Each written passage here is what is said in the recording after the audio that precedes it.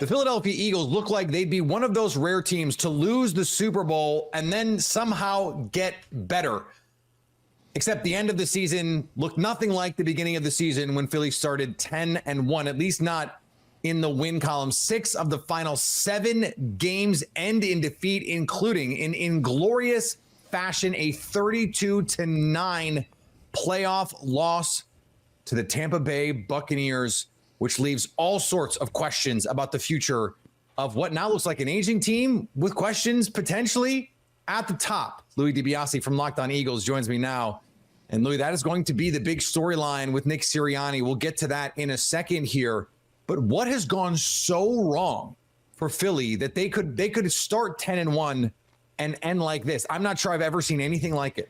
No, and Eagles fans have seen some very up and down seasons for this football team. They've seen some crazy turnarounds from winning a Super Bowl to a few years later they're firing a head coach. Like, they have seen roller coaster rides.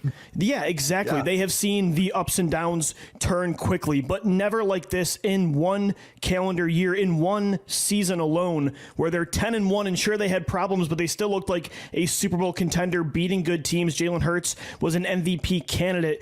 To look like that and then suddenly so fast look like a bottom 3 team that had no business playing in the playoffs, and then when they get to the postseason, they get completely blown out by what I thought was an inferior roster, to me might be not only the biggest collapse in franchise history, but it's maybe one of the biggest collapses in NFL history in a single season. And yes, when you zoom out and you don't add context, how can you fire a head coach that's made the playoffs 3 years straight and made a Super Bowl? But when you zoom in, there are so many problems that built up to this final outcome, and I don't know if Sirianni genuinely is going to survive this heading into 2024.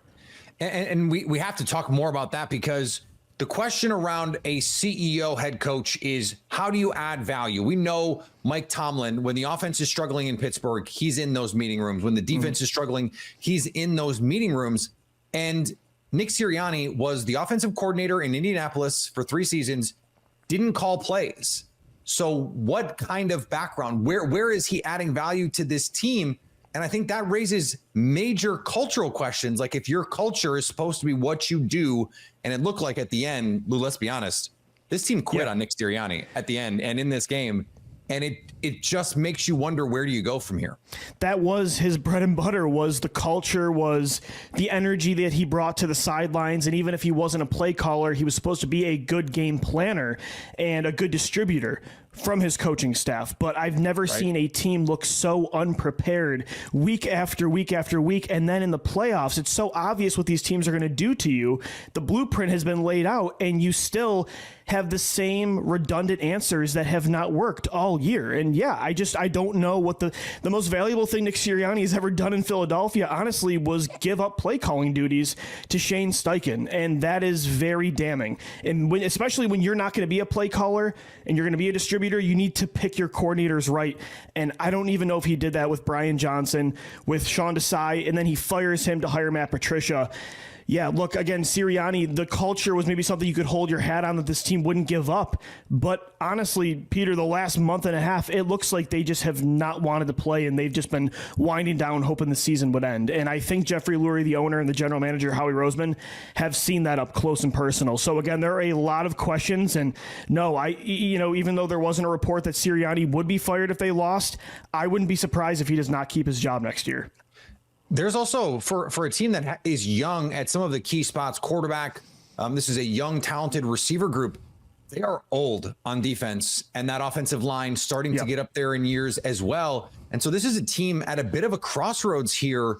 What do they have to do this offseason? Fletcher Cox, Brandon Graham, some names that we've seen in Philadelphia for a long time might not be there anymore. This secondary, Darius Slade goes down with an injury. James Bradbury, who they paid, looks like a shell of his former self.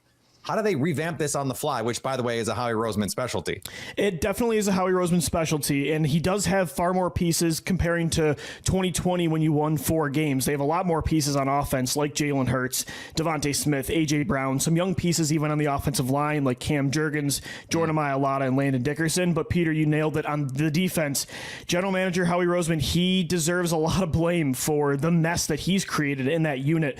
Personnel-wise, he tried to just put Band-Aids and Scotch Tape at linebacker and in the secondary. He has gone so heavy in the trenches that sometimes he's ignored those positions when it comes to young talent, especially early on in the draft. So what he has to do, I'm not saying he should completely change his philosophy. Of course, winning in the trenches is what comes first, but he has to pay attention to linebacker this year. He has to bring in young corners and some more playmakers at safety, because if not, teams are going to expose you in the same way in 2024. So yes, I think most of the blame on the 2023 collapse for the Philadelphia Eagles is on the coaching staff. But Howie Roseman had his hand. He did not do well at replacing a lot of those stars on that side of the ball from that Super Bowl run in 2022. He's got his work cut out for him. Stay up to date all year on the Philadelphia Eagles by subscribing to Locked On Sports today and Locked On Eagles on your favorite podcast app and on YouTube.